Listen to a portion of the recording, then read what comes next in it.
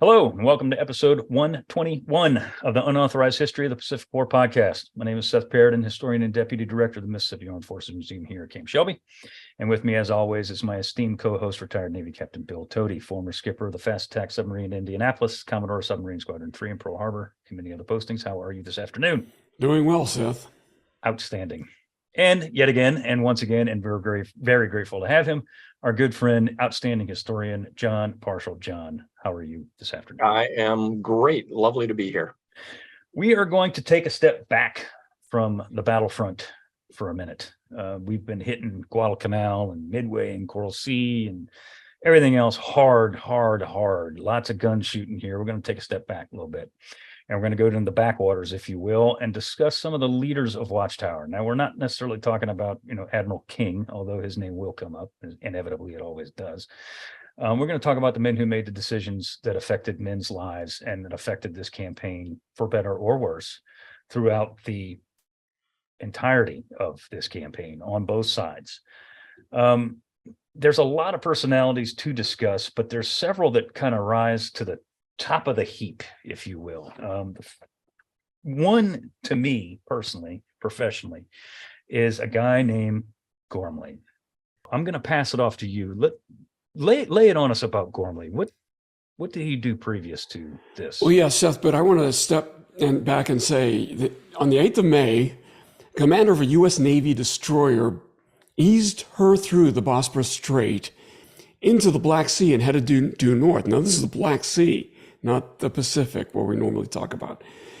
That commander's destination was Odessa, a large port on Ukraine's southern coast. Once known for its beaches and architecture, the city is now crumbling, blighted by war. The destroyer CO was headed there to do something about the problem. He was escorting a relief ship carrying foodstuffs and medical supplies for the Ukrainians. The ship would soon dock, and the captain would confer with local authorities about allocating those goods. He knew this would not be easy. But the year wasn't 2022, it was 1922, and that CO was then Commander, later Vice Admiral Robert Ghormley, one of the several naval and marine leaders we're going to talk about in today's episode. In 1921, Ghormley was a rising star in the Navy and was thought of as a decisive, quick-thinking officer. He had been Annapolis football teammates with William Halsey, who we'll talk about today as well, and still walked with a limp from an injury suffered during the Army-Navy game. And as we record this, I'm still smarting from Navy's loss to Army just a few days ago. So at Annapolis, everyone has a nickname or call sign. In 2022, I'm not sure they still do that, but when I was there, they did. My call sign at the academy was Taco, for reasons we don't discuss today. But I tell you what, I greatly prefer my call sign to Ghormley's, which was Hatchet Face. Now, who would want to live with that call sign during your tenure at Annapolis? And in my own post-Navy career, while doing business for a time in Odessa, I thought often about Ghormley during his time in Odessa and during his time in World War II. His span of duty went from Ukraine in the 1920s to the South Pacific during World War II, which seems especially topical as we discuss the Pacific theater operations today while war rages again in Ukraine. And Jon, I've been following your updates on the Ukraine war for the past few months, but of course, today we're not going to talk about that. We're going to be talking about World War II again. But those of you interested in Ukraine, look up Jon Parshall's commentary on Ukraine in the modern era. And today, I want to start with Robert Ghormley, the guy who was thought of as being very decisive in 1922, was not considered decisive when he was commander of the South Pacific for Nimitz, working out of New Caledonia, was he, Seth? No, he certainly was not. I'm not sure what happened to his decisiveness in those 20 years, but it very clearly evaporates at some point in his life. So Nimitz nominates Ghormley, and it's interesting to note that King, I said we'd mention him, Admiral King instructs Nimitz to nominate, not assign, nominate 2 people who would eventually be ComSoPac, Commander South Pacific Area. The first guy that Nimitz nominates is an admiral that we've all heard of before, William Pye. This is the same cat who was on Kimmel's staff. He was the deputy commander. Yeah. And he led the supposed relief effort of Wake Island, and he turned the force around. His second nomination was Robert Ghormley, and it's thought that Nimitz knew full well that King was going to be like, Pye, are you out of your mind? No. And when he sent Ghormley up there, he went, yeah, okay, fine, anybody but Pye. And that's exactly what happened. So Ghormley, as you said, Bill, he had a lot of experience in the European theater before he came to South Pacific. He was still in Europe. He was in London, as I recall. Yeah. He had never had any type of tactical command, right, at all. In fact, he commanded 2 ships in his entire career, that destroyer that was in Odessa and a battleship. I can't remember which one. But, and then he was on staff duty forever until he became Commander South Pacific. John, what's your perception of Robert Ghormley? I think this is speculation on my part, and I really haven't dug too heavily into this guy. One of the things that he's sort of valued for, though, is a diplomatic sense. I mean, that was one of the things that he was doing while he's in the UK. And a thing that a lot of people forget is that New Caledonia is a French territory. And they were easy to get along with, weren't they? Super easy. The French always are. And Absolutely. no, it's funny. I think I mentioned this to you in an email exchange we were having. If you go back and you look through the Gray Book, which is the running intelligence summary that Pacific Fleet kept throughout the entire war. Staff. Right. And it shows all the message traffic that's going back and forth between Nimitz and King and Nimitz and Ghormley and who have you. There's tons and tons of traffic in the first part of 1942 that is dealing with all of the diplomatic stuff going on around the French.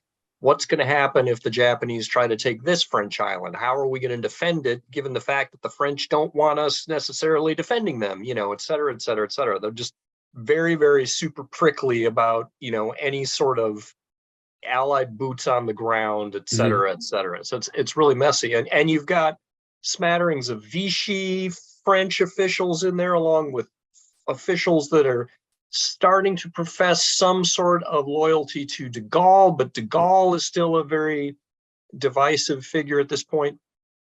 Bigger point that I'm trying to make here is that it may be that Ghormley was seen as a guy who would be able to, navigate some of those diplomatic problems that he was going to encounter if his headquarters is going to be in Noumea Harbor in New Caledonia. The problem is, though, as you say, this is a cat who's lost a lot of his decisiveness in the intervening, 20 odd years. And it's interesting, there are kind of parallels here actually with another admiral who figures prominently in this time space, which is Admiral Nagumo, who in his youth was seen as a hard charging torpedo officer, one of the most aggressive officers in the Japanese Navy.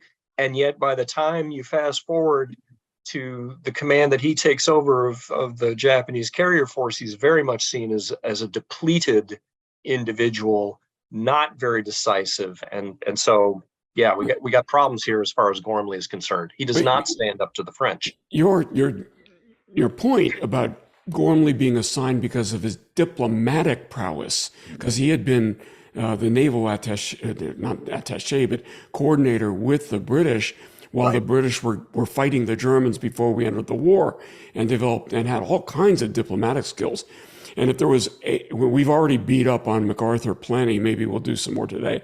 But if there is any character in the world that's got the ego and lack of actual skills that compares to MacArthur, it would be de Gaulle, who was leader of the Free French, right? And so the notion that we needed somebody to be able to wade through all of that while Nimitz was working with MacArthur, maybe Ghormley working with the Vichy or the French or whatever, And Yeah. he used his skills that way, outweighed his lack of tactical prowess until it didn't.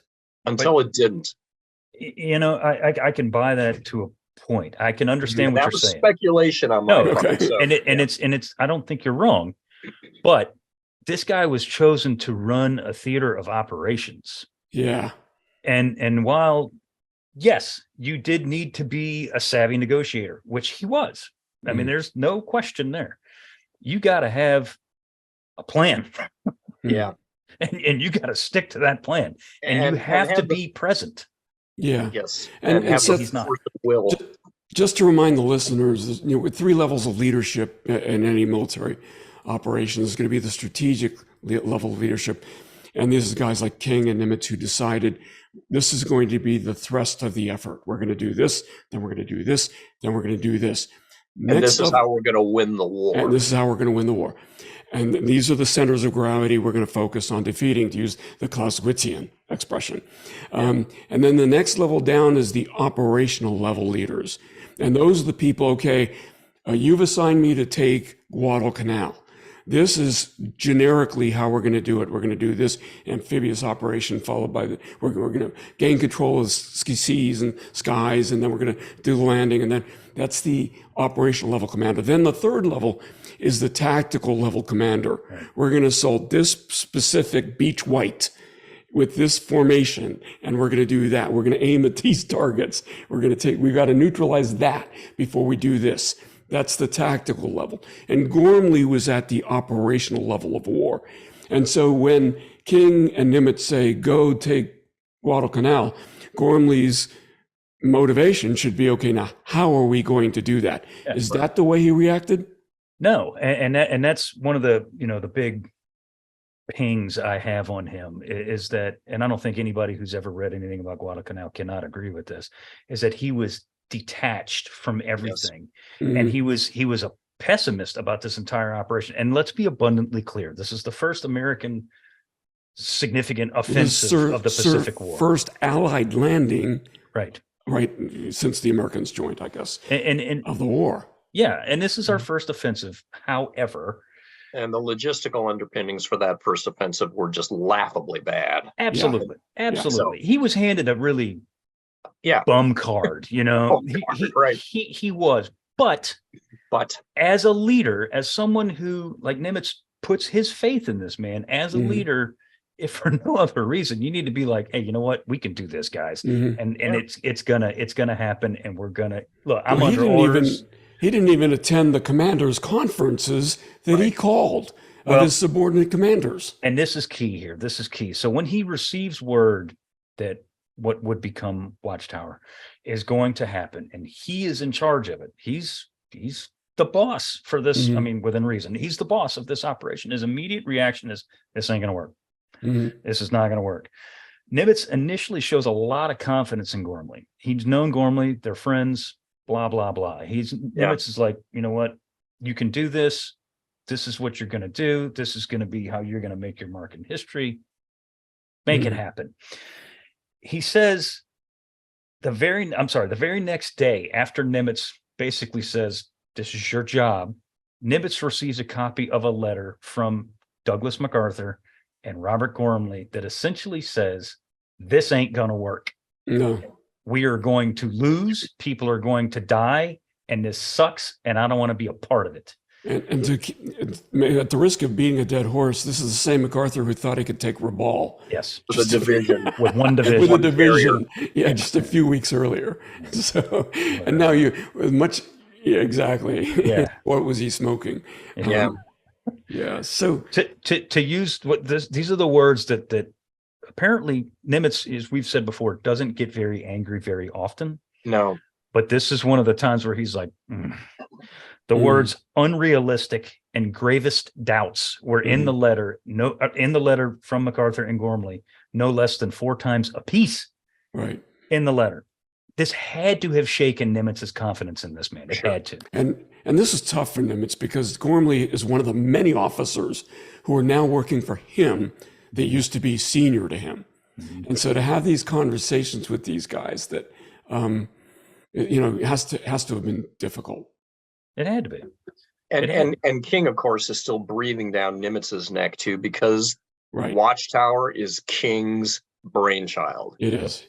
You He know, convinced, if you want to believe it, Marshall was ever convinced that this was the right thing to do. He's Right. the one who convinced him. So yeah. And to King's credit, I think it is he had a remarkably prescient vision for how the U.S. was going to be able to wage this war. That, yes, I'm going to give lip service to Germany first, and probably acknowledged intellectually that Germany was the more dangerous of these opponents, but recognized that the latent industrial power of the U.S. was going to be sufficient that we could fight a two-front war. And so the best way to get after that is to seize the initiative from the Japanese. Yeah. Well, in his defense regarding Europe first, the only thing the United States Navy was really being called to do in these early phases in Europe, the European theater, is stop the U-boat threat, Right. which he, as the commander of 10th Fleet, which is, I think, his third hat. He wasn't, he was CNO at this point. So he's ComEng, CNO, and commander 10th Fleet, which is anti-submarine warfare forces. He did as good a job as one could with the forces he had available. All right, I'm going to qualify this a whole bunch of different ways. Yeah, no, I'm with you. You know, a lot of people like to pile on King for what happened during Operation Packenschlag, and yet I could talk about that for hours. But no, I think you're right that he did it as reasonably as well as he could. Anyway, back to Ghormley. Yes. If this guy is going to effectively wield command of a theater, he has got to be hands-on, particularly with his operational level commanders that are underneath him, guys like Van de Grift, guys like Fletcher. He's got to be in on the planning for this operation, and he's incredibly hands-off. It's just it's no good. The boss needs to lead the staff meetings. Correct. He does. I'm sorry. He does. And on July 24th, there's the famous or infamous, however you want to look at it, conference aboard USS Saratoga, where there's Frank Jack Fletcher, there's your buddy Richmond Kelly Turner, there's Alexander Archer Van de Grift, and the man that should be leading this conference is Robert Ghormley, and he ain't. He sends a guy that you're going to hear about, Daniel Callahan. He sends Callahan there as his representative. This right away is a bad start. This is the first offensive. You need this leadership here to be like, look, guys, we're going to do this. This is how we're going to do it. Even if you don't know, you need to be standing there saying, what do you think? Okay, what do you think? All right, and here's what we're going to do. Gormley's holed up in this little stateroom on this ship that was in New Caledonia in Noumea, and his physical status is failing. He's basically the psychological weight of this burden that's been placed on him is physical. He's becoming frail. This is not a good. That's leader. Just at the beginning too. That's not even when the and it gets worse over time. So some of his subordinate commanders at the tactical level, he's at the operational level, is running specific objectives. As you mentioned, Seth, you've got Van de Grift, you've got Kelly Turner, and you've got Frank Jack Fletcher, and John. Of those three characters, which of them do you think is the most impactful, either in a positive or negative sense, in the conduct of this campaign? Van de Grift, obviously. I mean, of those three that you just mentioned, Van de Grift is the heart and soul of this operation. And he is the reason that First Mardiv is successful in defending that island. 100%. He was an incredibly wily tactician. He was willing to throw the rule book out if need be in order to protect that objective. He understood very quickly the dynamics of the jungle and what the jungle would do, not only to his own situation, but the situation of Japanese attackers, how difficult it was going to be for the Japanese to navigate through the jungle, to find exposed flanks, et cetera, et cetera. Vandegrift is the man as far as I'm concerned between the three of those guys.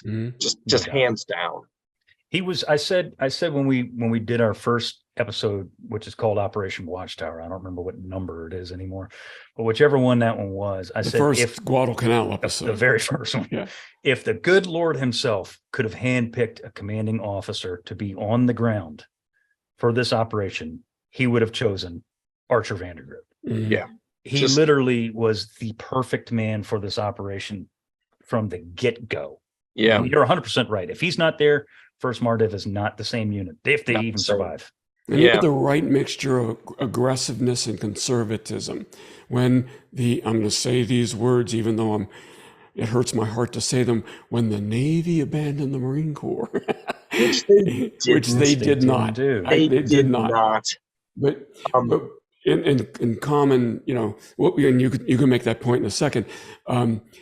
He knew that he needed to kind of close the clamps, but the logistic support would be austere, and so there were certain actions he needed to take to make sure he didn't run out of food and ammo and things like that.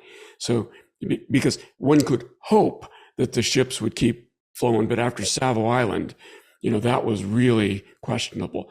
And yet he was still aggressive. I mean, he was aggressive in the right way with bringing the fight to the enemy and as understanding how far he could extend his lines without diluting the defensive perimeter too much to allow the Japanese to penetrate.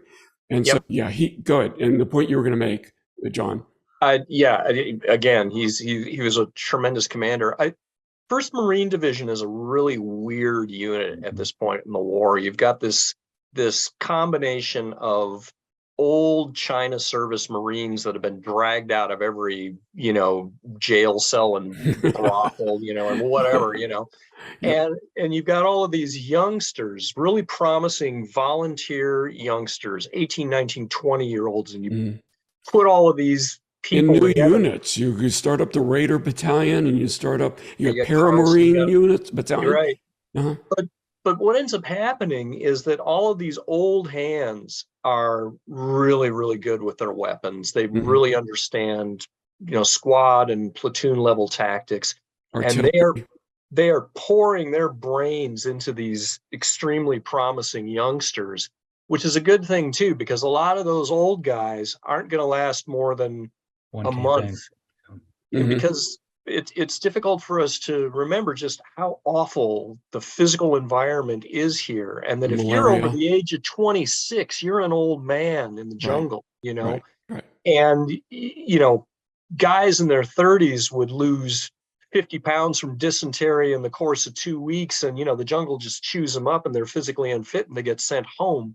But in that first month or two, enough of that tactical smarts got poured into the heads of the youngsters that you get this incredibly good unit, and it's led very, very well at the top, by guys like Vandegrift, and you got Red Puller and all those guys. I mean, oh my God, just a murderer's row of super talented guys. At the First Mardiv is just a wonderful division. So let's get back to that July meeting. And this is important because this factors into three of the main people we're talking about. Ghormley being one, even though he ain't there. Frank Jack Fletcher being another. Richmond Kelly Turner being another. And hear me out. I'm making this point about Savo Island now. Okay. And this is important. I'm going to lay one on you.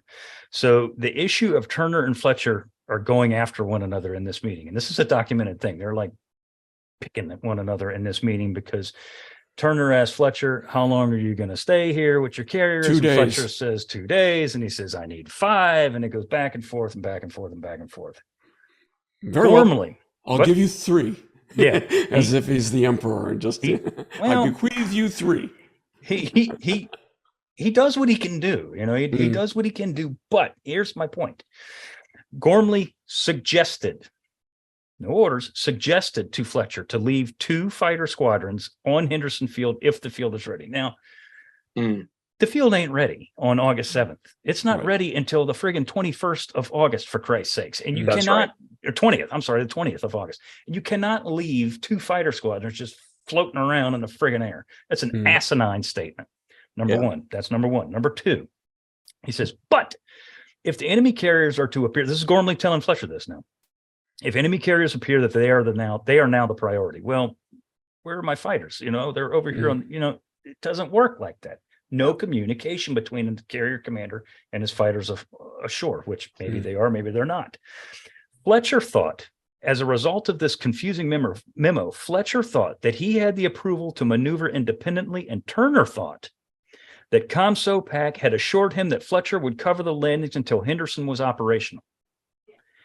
Had Ghormley been present, right, and at least heard the arguments from his other commanders, he could have made a physical decision and said, okay, no, this is how you're going to be here for 3 days. That's a great point. This is Ghormley. Does the debacle at Savo hang on Ghormley's shoulders? Yeah, right. To a point, you could say that it does. Yeah. There's also some bad communication going on between Turner. The offloading operations are not going nearly as fast as they should be, and Turner is not being forthcoming in details around that. He doesn't want to admit that the offloading is going for crap. And so, Fletcher doesn't know that either. So if there's a positive in Vandegrift, is there a negative to counterbalance Vandegrift among these operational level or tactical level leaders, John? Come on, we set you up, John. This is softball. I'm nodding you, John. My biggest beef with Turner is the way he treats Fletcher. That Fletcher for 70 years was painted by the U.S. Marine Corps as being the guy that abandoned us on Guadalcanal. And the reason he got painted that way, frankly, had a lot to do with Turner shaping the narrative that came out from Samuel Eliot Morison and all of the official Navy histories where, Fletcher gets painted with the black brush as having, lifted his tail and run. Fletcher knew from the get-go that he was going to have to fight a carrier battle against the Japanese, that as soon as the Japanese get word that we have landed on this island, there is going to be a violent reaction and their fleet is going to come out and look for a carrier battle. And sure as hell, that's exactly what happened. Right. He knew, too, that the logistical constraints in the theater were such that losing so much as a single oiler could scupper an entire naval operation. And so he needed to have his forces well provisioned in preparation for fighting that battle that he knew was coming. So my bottom line beef is that no one would care whether or not Fletcher had turned his task force around if Turner hadn't gotten his own squadron blown out of the water at Savo Island. That is the issue. Turner knows he's in trouble. Turner is doing everything he can to save his own butt. There was a Marine who remarked immediately after the battle that as soon as the waters calmed over Savo Island, Turner was blaming everybody except Mother Teresa for that defeat. He was only 6 years old at the time, otherwise she would have been blamed. So And part of the problem that Turner's got Turner is a brilliant bureaucratic infighter. I mean, he's great at this kind of stuff. Drinking will do that to you. Yeah, he's a nasty human being. Okay, fine, whatever. But his immediate problem is that his tactical commander is a guy named Crutchley, who's, right. a Royal Navy officer and also serving on an Australian ship. Right. On an Australian ship who also has a Victoria Cross on his chest from earlier service in World War I. So Turner can't very well hang Crutchley out to dry. There's got to be some other scapegoat around. Frank Jack Fletcher, that's my scapegoat. Yeah. And he absolutely tars him. It does make sense, though, if I were to just... Sure, if I'm a bureaucratic infighter, I mean, yeah, that's what I have to do to save my butt. But how can I conduct these operations with that air cover? That's his fault. Yeah, kind of. So there are a lot of people who are Turner apologists who come in, and at this point, they insert the following words. Oh, but he was vital to the war effort. This betrays an utter lack of understanding of the kind of war that we are fighting. And again, let's go back to this, this picture of what is this war? This is a war of national and supranational scale systems, mobilization, intelligence, yada, yada, yada, big systems. If you come to me and tell me that the United States Navy was going to lose this war if Richmond Kelly Turner was not in charge of our amphibious operations in the Pacific, then I'll tell you the U.S. Navy would have been a seriously busticated system. Yeah. Okay. I guarantee you that if Richmond Kelly Turner had keeled over dead from one of the benders that he routinely went on aboard ship, yeah. that somebody could have reached around, they could have tapped the shoulder of Admiral Kent Hewitt, who ended up running all the amphibious operations first at Torch and then all throughout the Mediterranean. It probably could have tapped the shoulder of Kincaid, who ends up running 7th Fleet for MacArthur. I guarantee you that there are probably 4 other guys whose names are now lost to history, but that Admiral Nimitz, as the guy who used to run the Personnel Bureau of the Navy, knew in the back of his Rolodex is like, that guy is brilliant, and I can tap his shoulders to come in and run our amphibious operations. Why did Nimitz so defend him then? Good question. I do not know the answer to that. I think it's probably Nimitz's one of his greatest failings is failure to recognize that, right? Nimitz was very much a guy who was about giving second chances to people. He was a very loyal individual. Mark Mitcher is one example of that. Robert Ghormley.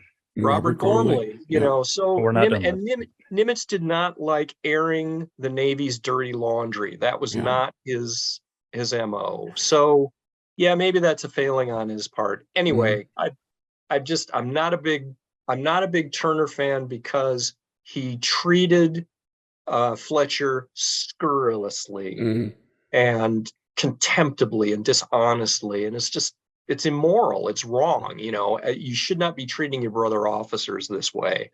Granted, this kind of stuff happens all the time. Well, but anyway, Samuel Eliot Morrison allowed it to.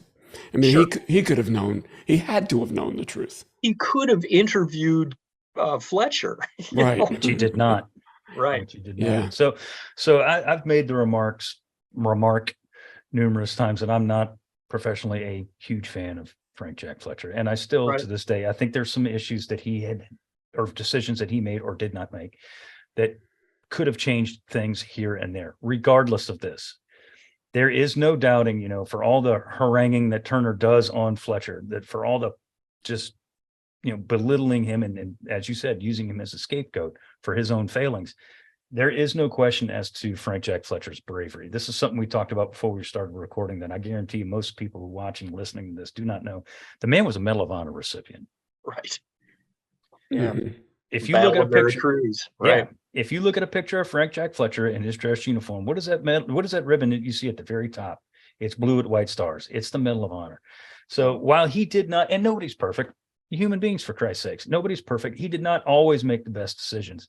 The man's bravery was never and should never be called into question. Let's get back to Bob Ghormley. Yeah. Because he is the one that's controlling, or should be, controlling all of this mess. We left off talking about him where I'm not going to sit there and pin the blame that he's the reason that the cruisers got sunk at Savo, because he's not. However, his lack of communication, I think that's a very valid point. Or lack of decision making, or lack of appearance, presence, whatever the hell you want to say, had to have, and without a doubt, contributed to the loss of those cruisers at Savo Island, because there was miscommunication all over the friggin' field. I mean, that's indisputable. What happens to him after Savo, though? His lack of presence, his lack of communication, his lack of decision making after Savo turns him into basically a scared rabbit. Yeah. He starts. Naval forces are no longer. Yeah, we're not putting our surface forces anywhere near Iron Bottom Sound for a month. The only reason that Norman Scott takes his cruiser force to Cape Esperance and crosses the T is because Ghormley orders him to do so. But before Ghormley Doesn't- orders him to do so, Nimitz says, "You need to move him here." Yes. Yeah. Told him Chester. precisely what he's Yeah. becoming the tactical level commander at that point. Nimitz is, I'm saying. Yeah. Yeah. And Nimitz has given Ghormley all the chances he can give him, left Yes. and right, constantly. Yeah. He consistently tells Ghormley, "You need to be present." Yeah. And I mean, he's not masking this. This is what he's saying. You need to be present. You Ghormley need never- to take a role. Never visits Guadalcanal personally. Correct. And Nimitz knows that Ghormley has never visited Guadalcanal. Nimitz visits Guadalcanal. I mean, and Ghormley never does. Twice, yeah, exactly.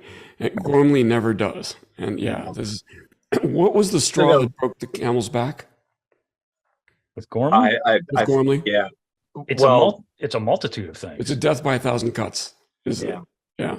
I mean, Nimitz had, during that same trip, of course, had seen Ghormley, had visited him aboard the Argonne, and Saw his physical state. just shocked by his physical condition.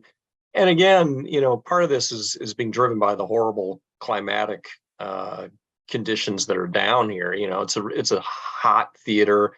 This guy doesn't have air conditioning. He doesn't have a good headquarters set up. But part of the reason for that Doesn't is have a staff. doesn't have a staff. He's not willing to, beat the French down and make them give him space ashore. Right. So yeah. Nimitz goes, you're talking about Nimitz visiting Ghormley. He does so on September 25th. So this is more than a month into the operation, or the campaign rather. This is after Savo, after Tenarue, after Edson's Ridge, after Eastern Solomons. So I mean, but it's even before some of the really bad stuff that happens in the middle of October when things become terrifying. Yeah. Right. But the situation is not good on Guadalcanal. No. Yeah. When Nimitz sees Ghormley, he makes remarks to himself, and I believe he kind of puts that in a letter to his wife, Catherine, too. Basically, he says, he doesn't verbalize this, but Ghormley was pale. He was gaunt. He had swollen jaws because he had we know abscesses. now he had abscess teeth. Yeah. So he was in constant pain. Like you, Seth? Dental problems? I got a good dentist. My dental problems again. You married one. All right. I did. But Nimitz flies to Guadalcanal. So he sees Ghormley, and basically he's a shell of the man that he knew. He's in a horrible physical state. He's in a horrible mental state, in that Ghormley's constantly pleading with Nimitz to send more reinforcements, that he needs supplies, he needs this, he needs that. We're not going to win. We're going to lose. We're going to lose people. It just goes on and on and on. When Nimitz go ahead. Bear in mind too that, Nimitz is a guy who is very careful to take good physical care of himself. I mean, he goes for walks, lengthy walks every day, exercises, swims pretty frequently. He and Spruance, are doing a lot of that. So I think that's another indication to Nimitz that this guy is not taking care of himself. He is not attending to his own laundry list of things that he needs to do as a commander to be combat effective. He certainly can't do that for his command if he's not doing those things. Right. So Nimitz flies back. Actually, he flies to Guadalcanal. Now Ghormley paints this picture of, doom and gloom. Everybody's going to die. This is the end of the world. Nimitz flies there. Yeah, and it's not. It's not. Yeah, I mean, what he encounters is Archer Vandergrift's incredibly good personal leadership. Yes. And the situation is bad, but I've got great troops, and we know what we're doing here. We just need more supplies. Give us the stuff that we need to win, and we're going to win. So. Yeah, a completely different view. And of course, Nimitz is going to trust the guy who's at the tip of the spear on the ground to give him, the lowdown on what actually is going on here. And that would have been Vandergrift, not Ghormley. Absolutely. And to the supply issue, this is something that we didn't remark about. When Nimitz lands in Noumea, New Caledonia, all he hears before he gets there is how Ghormley's saying, we need supplies. We don't have enough of this. We don't have enough of that. All this stuff. I know right where you're going. He lands in there, and there is literally a log jam of transports and ships and things loaded with supplies. But they don't have warehouse space on Noumea. Yeah, because Ghormley won't get off his friggin' ship and say, I'm taking this land, and Right. this is where I'm putting this stuff, and you can just kiss it. Right. Yeah. He doesn't do that, and that's a huge thing that Nimitz is like, what in the hell? Yeah, right. Well, So and put this in a larger context too. Understand that at this point in the war, and really for the remainder of the war, shipping is always the bottleneck for everything that the Allies do in this war. And so for Nimitz to be given, a blatant visual proof that these shipping assets are not being used optimally, kiss of death. That's absolutely. not cool. Yeah. So Well, I mean, there were issue upon issue upon issue that said to Nimitz, "This is not our guy." yeah. So he goes back to Pearl Harbor, and there was already a plan for what to do with William F. Halsey, Yeah. and the plan changes while Halsey is He's on on the way. the way.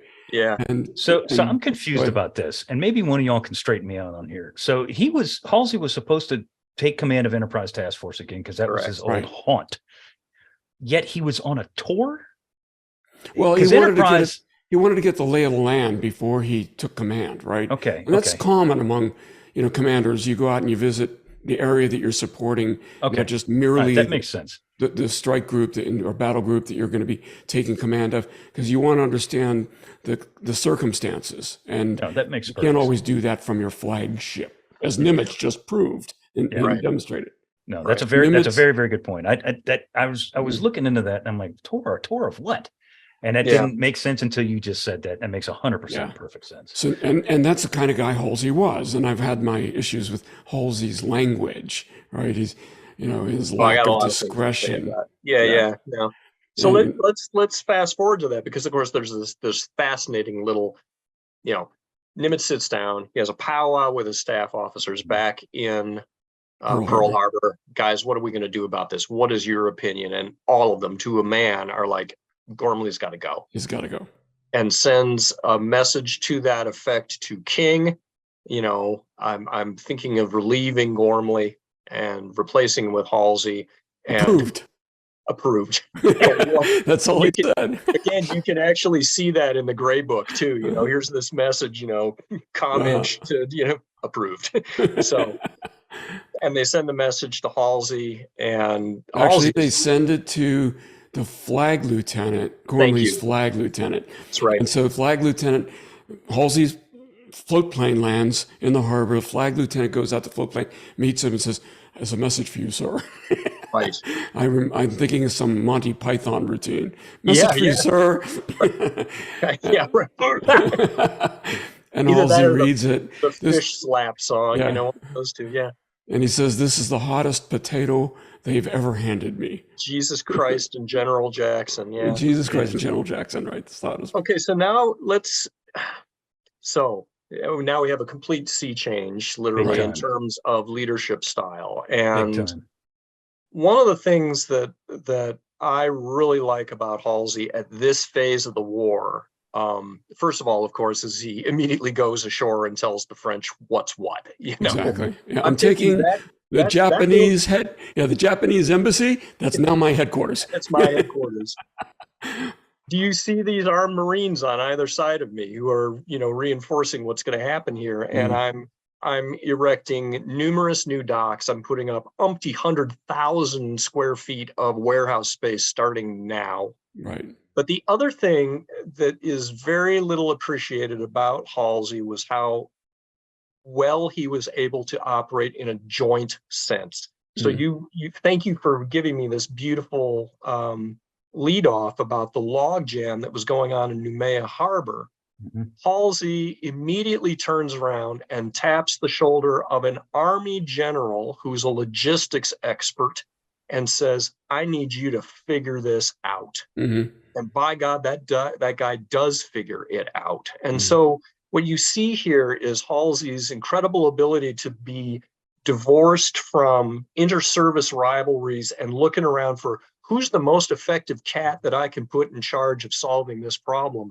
And they solve that logistical issue in Noumea rapidly. And that is going to, of course, lead to much more supplies ending up on Guadalcanal, along with Army troops as well. So, yeah, it's Halsey he has his faults, Yes. but in 1942, at this Totally right. time, this was the cat for the job. Couldn't agree with you more. And you could say anything you want to. Even the Marines exulted. You could say anything you want to about his actions in 1944. By then, professionally, I think the war had literally technologically passed him by. Yep, agreed. But now, this is the fighting admiral. This is the guy who cusses with every other word out of his mouth. This is the guy that is universally respected, not just by officers in the Navy and the Marine Corps, but by the grunts, by the Blue Jackets, by the pilots. This is the guy that they're like, oh yeah, he's the guy that launched our first offensive back in February. He went and kicked the Japs behinds over there at Marshall Islands. This is the guy that helped escort the two. People know who the heck he is. And when they get word that Admiral Halsey is in charge, literally Marines on Guadalcanal hear this and they start jumping for joy. Yeah. And one of the first things Halsey does is go visit Guadalcanal. Yep. Right. And during his time there is it a bombardment or a bombing? I think it's a bombardment. He is shelled by Japanese destroyers. And he bumps into a hole and later jokes about his own lack of physical courage. He says, I was shaking like a little girl. This is what you guys go through every day. Yeah. And, yeah. Well, and as we mentioned in the last episode, he asks Vandegrift, what, can you guys hold? That's the first thing he asks. And Vandegrift says, yes, we can hold, but we need more active support than we've been getting. From the Navy. From the Navy. Yeah, that's you. You. Right. And as my friend Rich Frank says, you could have thrown a spear through Halsey's heart and not wounded him any more than those words probably did. So not only is he a guy who is inclined to fight, but he understands that he has something of a moral obligation to the troops that are on this island to demonstrate that the Navy is not going to let them down and that he is going to absolutely move heaven and earth to, give them what they need. And we're going to see that in some of the subsequent naval battles we're going to talk about. He does. And Ghormley might have been the diplomat, but Halsey is the one guy that was actually able to act with diplomacy with MacArthur.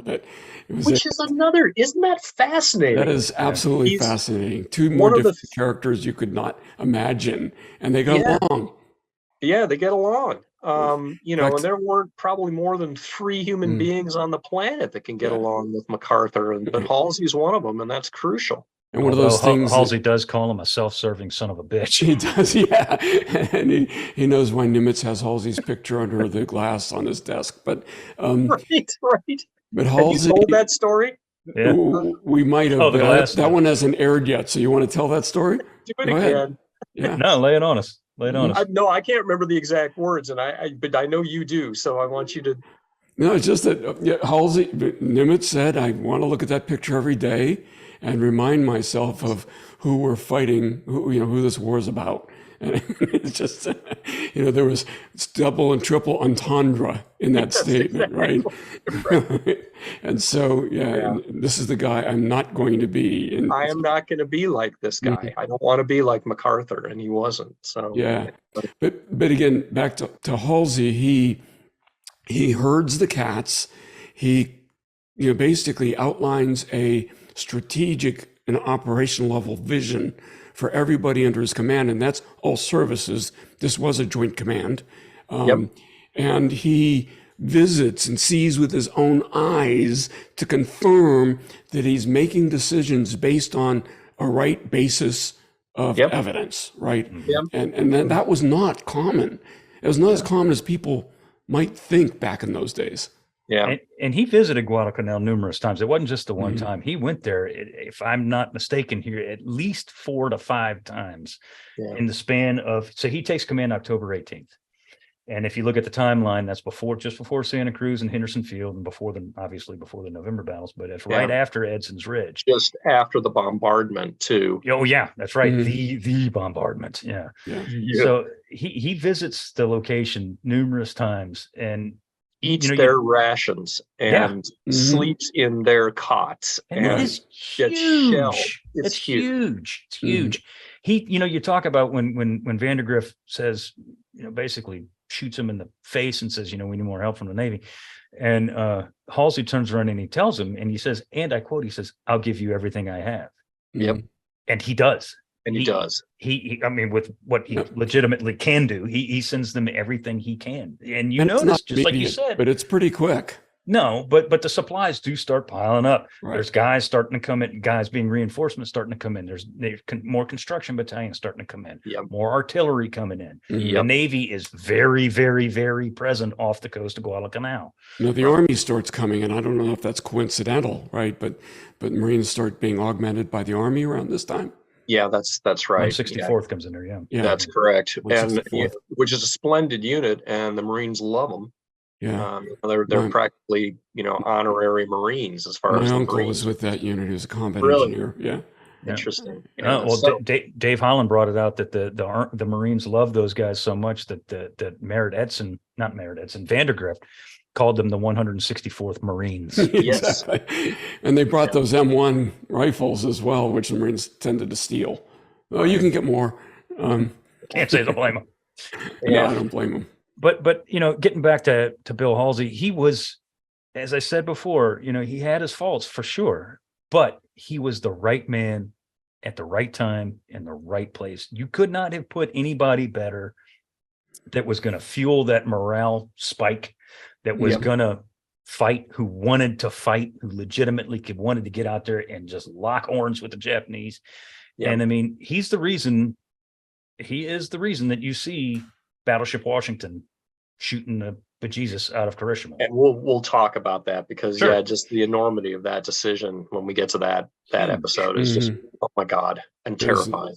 But It's huge, No, and it's gutsy too. yeah, it's appallingly gutsy. No, I'm absolutely with you. I couldn't agree more. He's like a defibrillator on the heart of this campaign, and just Good point. he just Mhm. brings it back to life. Because by the time he takes over, from a Japanese perspective,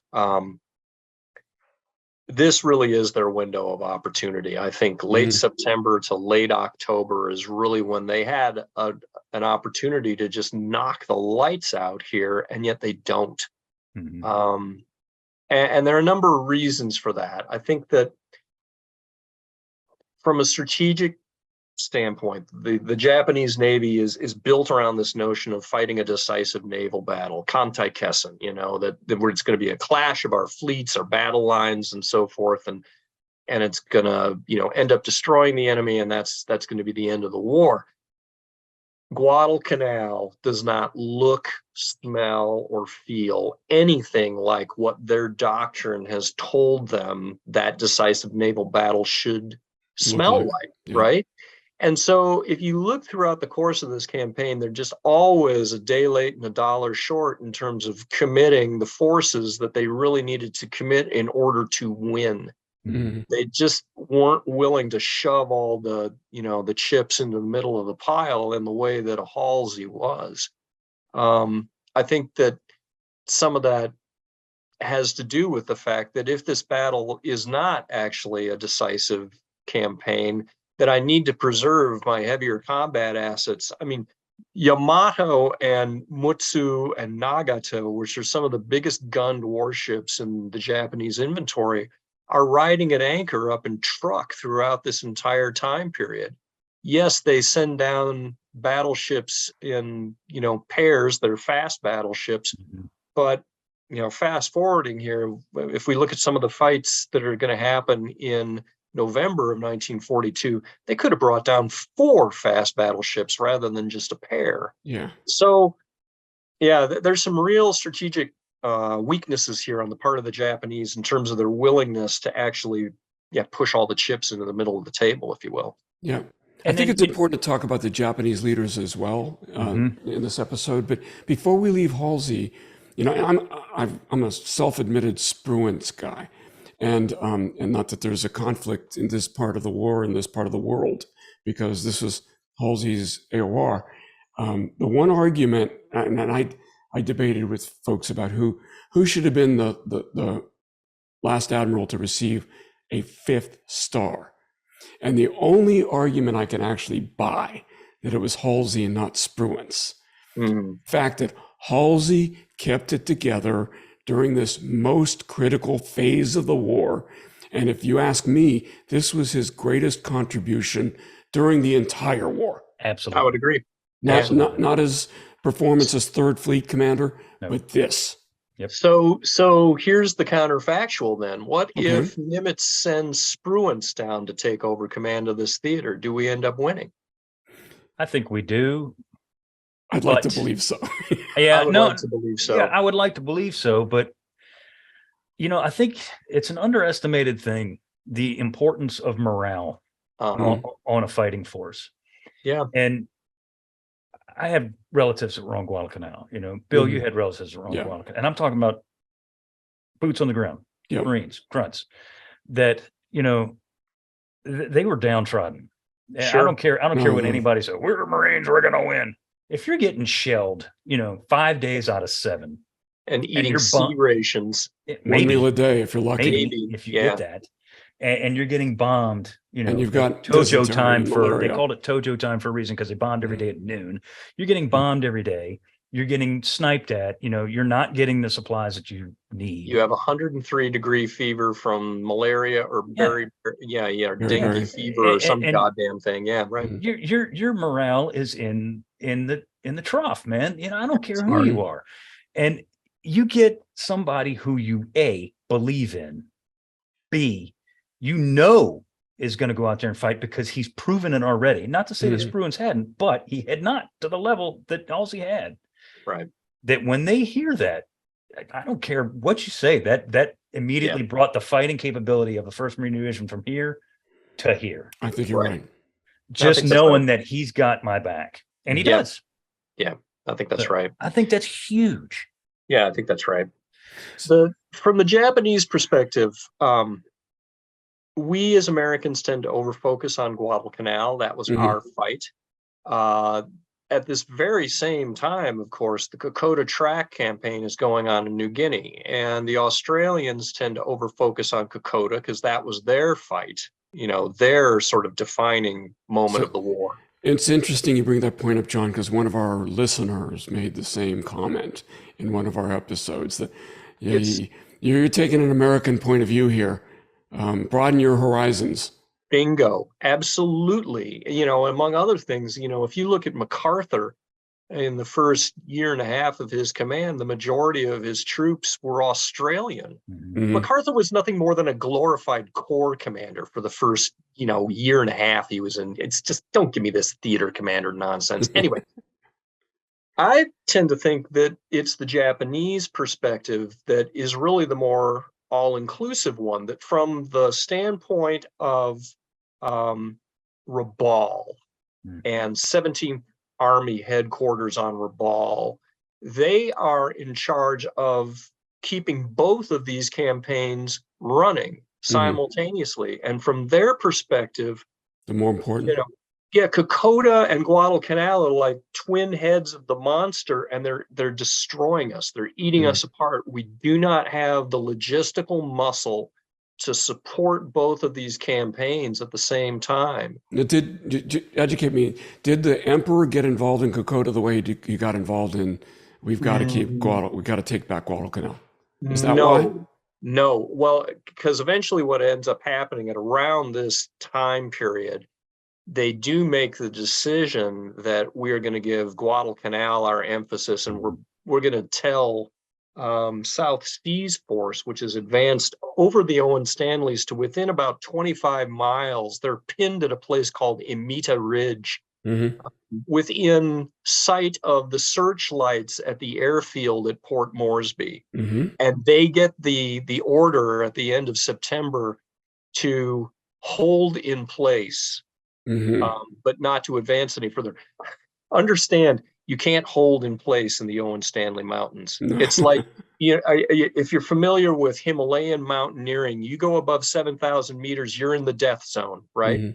You're losing oxygen. You cannot stay alive beyond a certain amount of time. It's absolutely the same in the Owen Stanley Mountains. You got to go down one side or the other. Bingo, baby. You either have to take Port Moresby and live in a town, or you have to retreat all the way back over the Owen Stanleys back to Kokoda and because there's at least a road that runs to the coast to Buna and Santa Nanda to bring in supplies.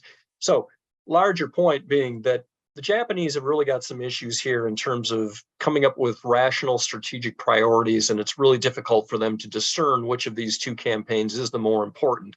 They do eventually settle on Guadalcanal, but they're now very much behind the 8 ball in terms of, trying to build up and build the logistical capability to keep that island. And again, it all goes to who has sea control during the day in the waters off of Guadalcanal, who can actually use cargo ships, the rational method of moving supplies. And if you can't rather do than that, destroyers. Destroyers.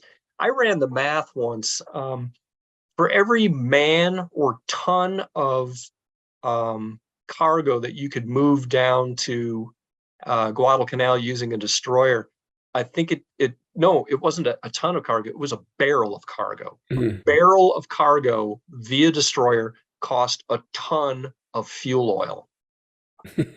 Not a good trade-off. Not a good trade-off. Not a good way to go, right? Yeah. So it's like, and I'm not going to beat up on NASA, but that's like Artemis versus SpaceX trying to get to the moon. Yeah. Right. Well, that goes back to, something that we can touch briefly on here.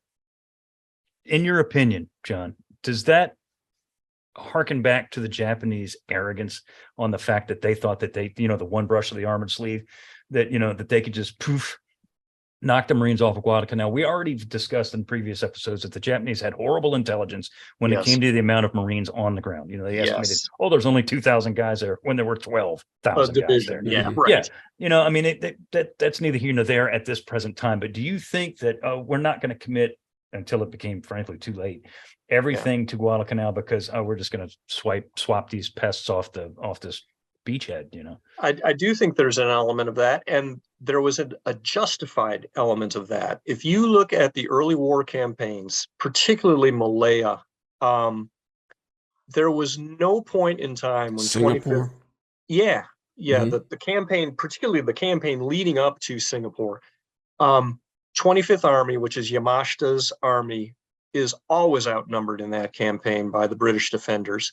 And yet in battles like Jitra and Slim River, dear God, Slim River, the Japanese used essentially a reinforced battalion of light infantry with a company of tanks and a battery of field guns, and they destroyed 11th Indian Division, destroyed it. So the Japanese at this point in the war have a track record for attacking at night, doing this, up-tempo, aggressive smash mouth brand of football, and just putting larger Allied forces to rout in front of them. That's exactly what you see happening on Guadalcanal with Iki's attack against the Marines at Alligator Creek. I've only got a reinforced battalion here, but that's a reinforced, but that's all I need. These guys can't stand up. Yeah. So there is an arrogance, factoring into that. To that point, he was supposed to have waited before he made his attack for a second echelon, and he's like, I don't need that. I got this. Well, and we look at it now and we say, well, that was just lunacy. But again, those same sorts of attacks were just devastating against the wrong kind of troops. Again, in 1st Marine Division, they ran up against something that was a completely different animal. So that's part of what's going on. And again, I think the Japanese Navy was really hesitant about pushing in some of their larger, more high value units, particularly in constrained waters like Iron Bottom Sound. And we're going to talk about that in the battleship duel. So we talk at length about Nimitz. Is Yamamoto actually calling the shots here? I mean, are some of these failings his? Or is he basically being told what to do? No.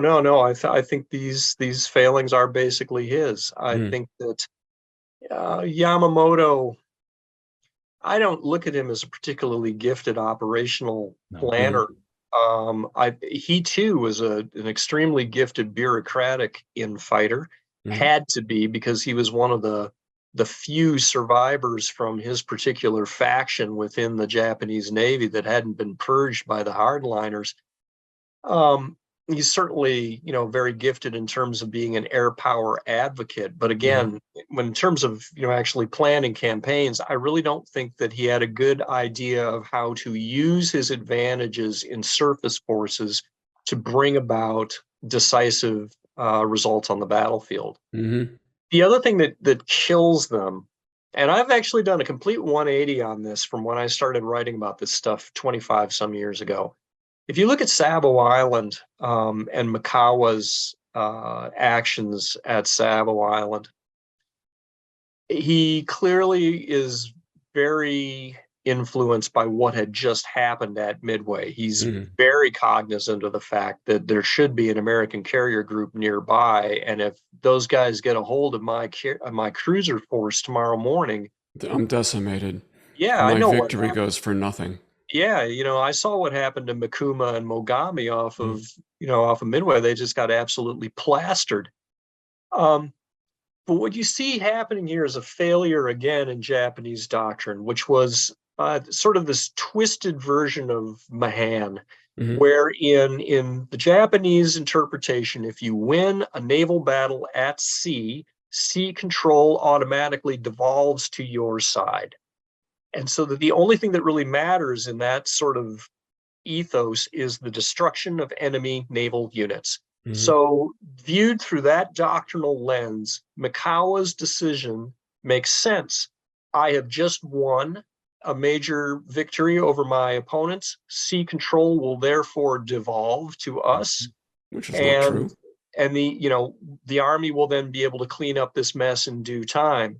In retrospect, it's pretty clear that it would have been worth the price, probably, of every ship in Mikawa's squadron to destroy the Allied transport anchorage that night, because that close the deal.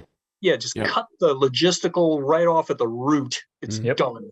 That's what we said when we did Savo. That was a point I brought up. I said, and I'm sorry I haven't listened to it yet, but that's okay. No, it's fine. But that's what I said is if Mikawa doesn't turn around at night and get the heck out of town, if he turns, because he still had something like 60% of his torpedoes. I mean, he could have eviscerated that transport fleet. If he does that, Guadalcanal's done, man. It's over. It's over. Yeah.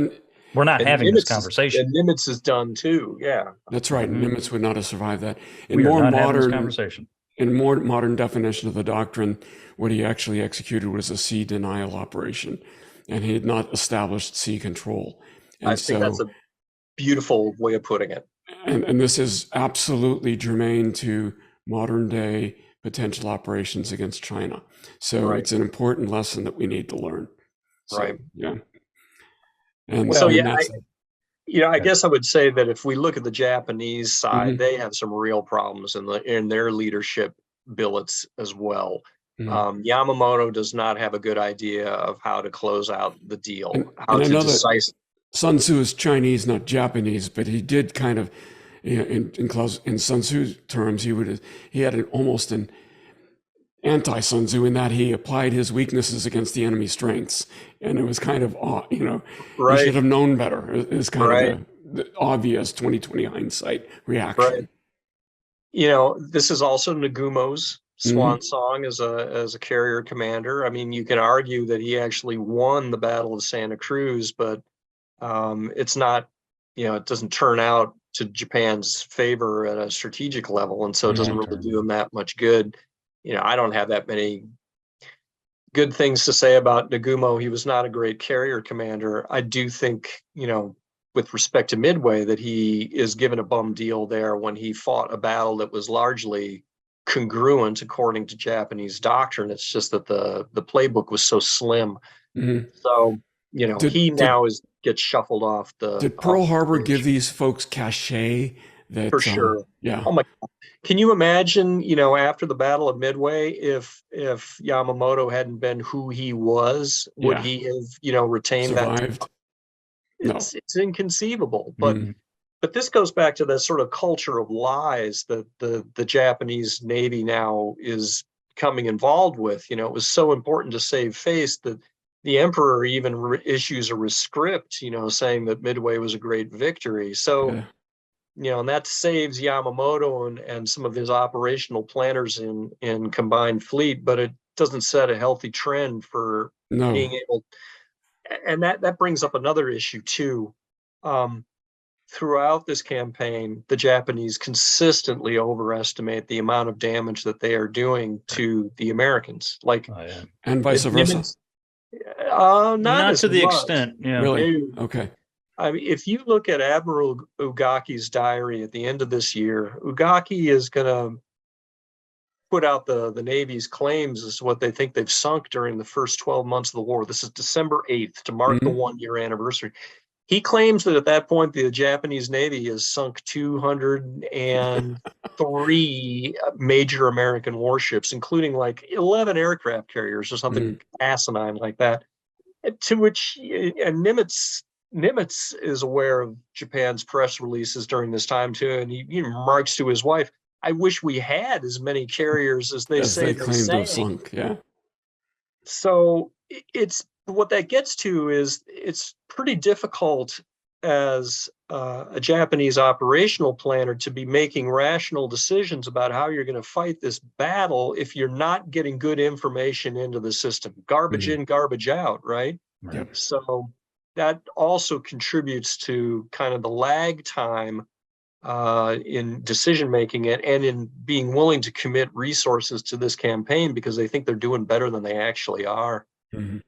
And this is at the end of the day, or at the end of the campaign, I should say, the difference in leadership that emerges from the ashes of the Guadalcanal campaign is astounding. Yeah. In terms of, specifically of the United States. I mean, this is the people that come out of the First Marine. Well, some of them stay in the First Marine Division, but the leadership that is within that division is a who's who of people who fight the Pacific War. Pedro Del Valle, Red Mike Edson, Chesty Puller. Vandergrift becomes Commandant of the Marine Corps. Yeah, I mean, good. Rupertus. I mean, it just goes Geiger. It goes on and on and on and on. And then on the Navy side, we said it in Santa Cruz. Some of the pilots that you see, and they're JOs now, but they become squadron commanders or CAG or what have you.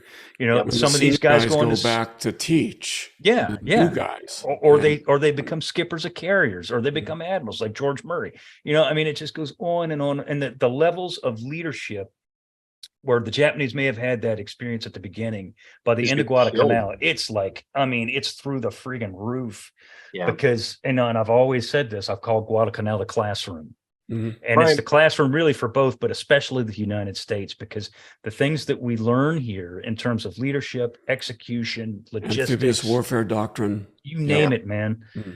This informs everything else. Yeah, and this is a point that Trent Hone makes, I think, so brilliantly in his book, Learning War, is that part of the reason that we're able to learn these lessons is that the U.S. Navy had been set up as a superlatively good learning organization. And so we're just in a better position to absorb those lessons, brutal though they may be, and then, disseminate it throughout this fleet.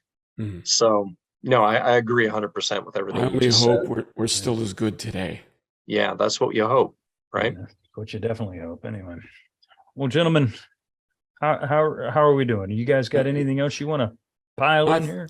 No, I think we ought to do another one of these kinds of episodes for every year. This is fun. This is fun.